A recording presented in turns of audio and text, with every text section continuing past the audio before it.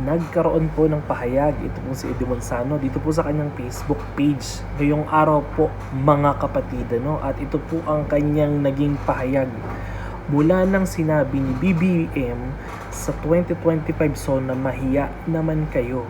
354 days na simula nang sinabi niya rito, wala pa ring mastermind ang nakukulong. Sabi niya, ibalik ang pera ng taong bayan.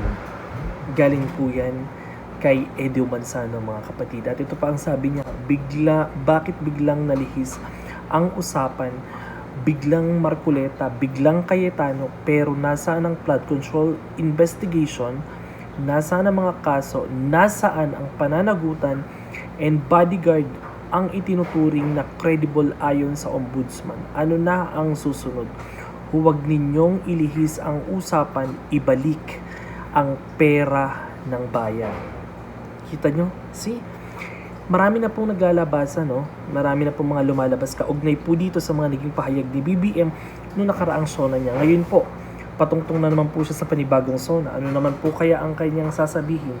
May nagawa na po ba ang administration? May mga naipakulong na po ba? Ano po kaya ang mga susunod na mangyayari? Gayong inuubos po ng Marcos administration ang kaba ng ating bayan. Nakikita po natin kung saan patungo ang lahat ng problemang ito. Walang mga pananagutan kung sino-sino ang mga taong nagkakamal ng pera ng taong bayan. Kung sino-sino ang mga tinuturong hindi naman suspect sa problema na kinaharap ng ating bansa. Walang mga sapat na pananagutan. Nagiging bulag ang mga politikong ito, Nagiging wala na lang silang pakialam sa kinakaharap ng ating bansa.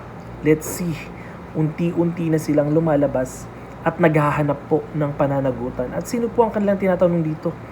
Si BBM po, ang presidente ng ating bansa na walang ginawa kung hindi atakihin ang mga kalaban sa politika.